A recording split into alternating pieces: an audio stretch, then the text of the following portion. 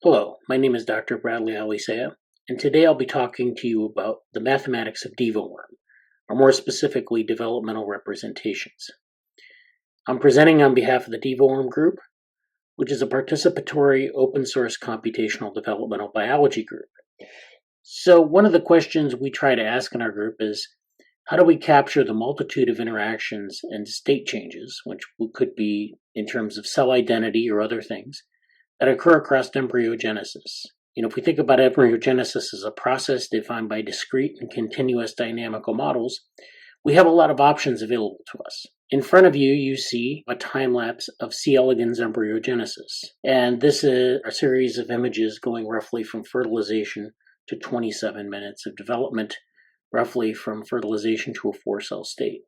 And so we can use this information in various ways to inform our modeling. One of the core things that we have worked from is this n-parameter model of embryonic development. So in the time lapse I showed you before, we have cells, we have gene expression, we have time, we have cells that are moving around the embryo. And so we can capture this in a certain number of parameters.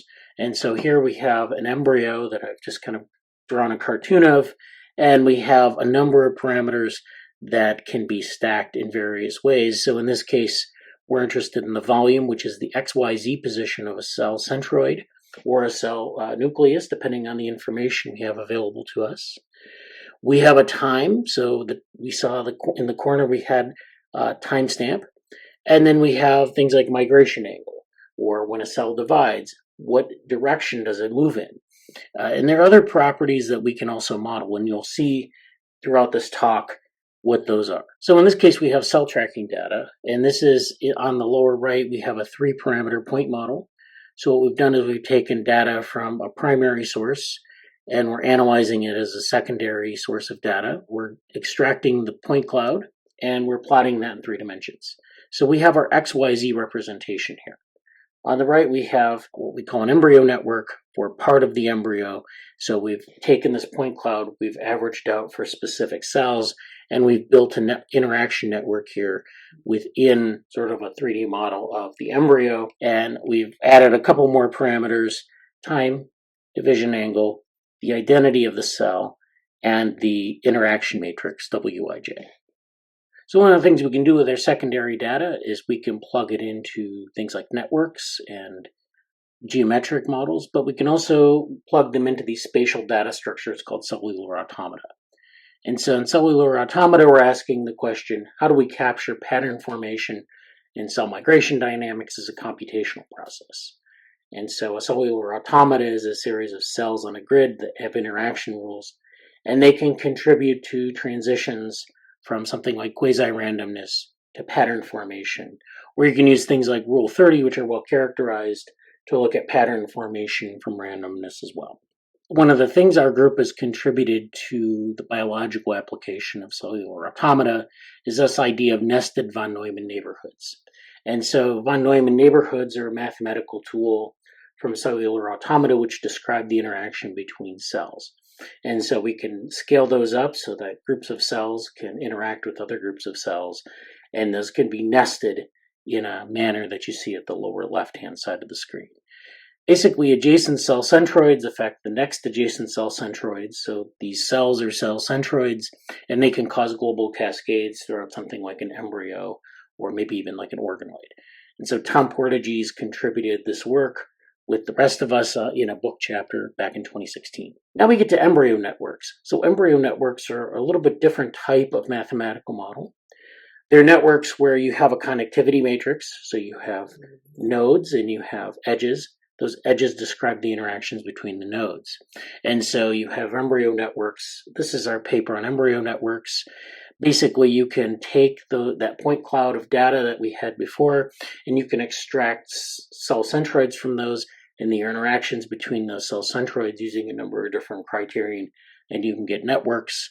This is useful for looking at things like embryogenesis and morphology in C. elegans, as well as things like the mouse blastocyst. And so this leads us to hypernetworks. So regular networks are just nodes and edges. The nodes usually have a single value, and you look at the interactions using different criteria.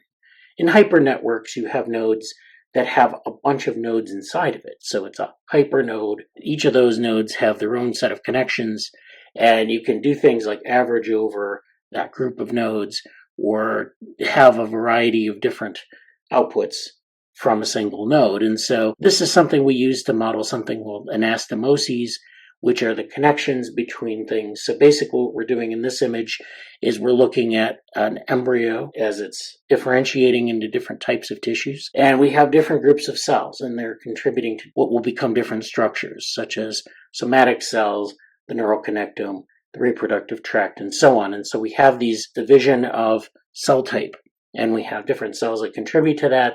Sometimes they differentiate into other types of cells, and we can build a map of that using this hypernetwork methodology. So this is an example of anastomoses in development. Anastomoses lead to things like the adult human heart, or you see examples of anastomoses in the zebrafish embryo over time. And basically, anastomoses being biological structures, we can capture those using these network anastomoses, which are defined as subgraphs of selective connectivity. And so we can also build embodied hypernetworks, which are spatiotemporal networks. As opposed to looking at something that conforms to the structure of a lineage tree, we can look at something that has a structure that's based on anatomy, and then get differences between different stages of development. So in this case, we have subcategories of cell at the 128 cell stage, and then we have new categories of cell at the 256 cell stage. And an embodied hypernetwork will tell us how those categories shift over time. So we use a number of network and tree representations in our work. We use lineage trees, which I talked about. We also use these complex networks, and we're really interested in looking at node attachment and embryo networks. So what happens when you add nodes or add cells, or cells divide in these structures? We're also interested in neural networks and perceptrons, and this is not only important in looking at connectomes and developing connectomes, but cell-cell interactions more generally. So we've done some work on lineage tree dynamics, looking at lineage trees and how those characterize the rate, recombination, and conservation of growth and form. We've done a number of papers where we've done experiments on lineage trees and reorganizing lineage trees computationally. So one of the consequences of working with lineage trees is that we can move towards other theoretical concepts. And one of those being cellular decision-making around something like game theory. And so we've introduced something called embryogenetic game theory. This was Rob Stone and colleagues looked at this concept of game theory as applied to cell divisions in an embryo. So we introduced this concept of first mover dynamics, which is something that is where the first division that occurs sort of sets the cadence for the rest of cell division in an embryo. So first mover dynamics is something from the economics literature, and it's defined as starting with a slight asymmetry and following that out. So the first move constrains the second move, constrains the third move, and so forth. There are different rules. You can start with different initial conditions, and it leads to a larger consequence. So we can model this as a series of cell divisions where we model, say we start with a rule where the larger cell in the two-cell state moves or divides first. You get these cells that come from that division. They take up their space in the embryo, and the second mover then is constrained in terms of space. So this defines sort of the origins of asymmetry and allows us to find those origins of asymmetry, but doing it in a way that's consistent with a lineage tree that gives us a cellular decision tree and can lead to other kinds of theoretical constructs, such as a differentiation tree. We explored this in a number of embryogenetic contexts in this paper from 2016. This is an example of embryogenetic game theory from the first move to the eighth move, and you can see the dynamics. And if we started with a different initial condition, we'd get different results. So finally, in the future, we'd like to model curvatures and compliant surfaces. So we think of an embryo as like a complex geometry with different sorts of material properties. So we can model things like mini-gut organoids or model embryos as soft active materials where we have myosin and cross-linkers and actin filaments all represented. So this represents a departure, what we were talking about earlier, with singular cell centroids or, movements of the cells themselves. And so we're interested in something called tensegrity, which is how the cell is hyperstable, or how the embryo is hyperstable in terms of its structural integrity. And so those are all very interesting questions. But we first have to think about mathematical models to sort of approximate those things in a computer or just in a model that we can then generalize from. So we've looked at a number of things. So here we have this, we go back to our original model of XYZ dash dash dash, and we can actually add in aspects of the position that are amenable to modeling curvatures and compliances, so shapes and surfaces.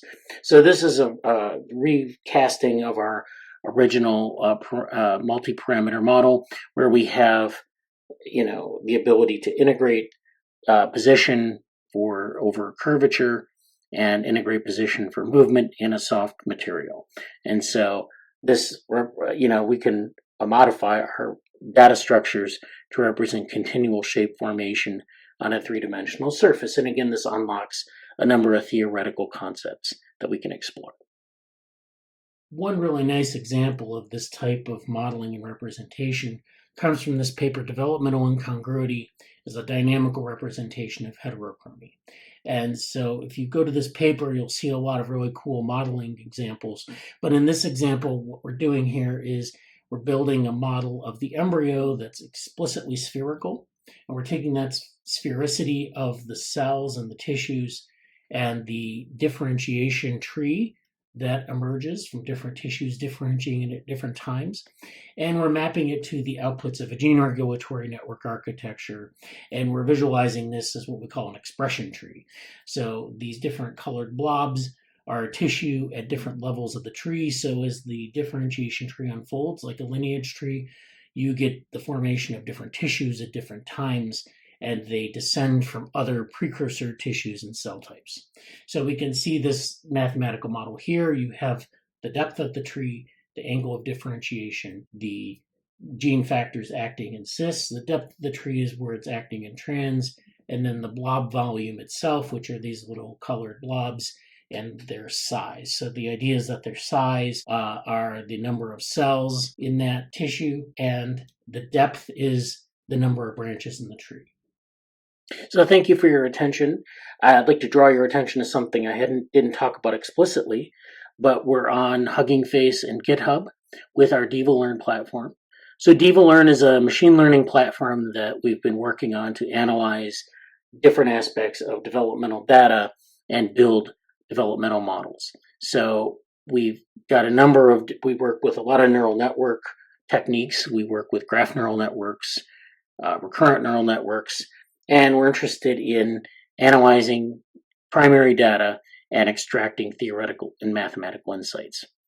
And also, this is the 10th year anniversary of our group, so check out our YouTube channel. We have our weekly meetings there, as well as some other talks and goodies. So thank you for your attention.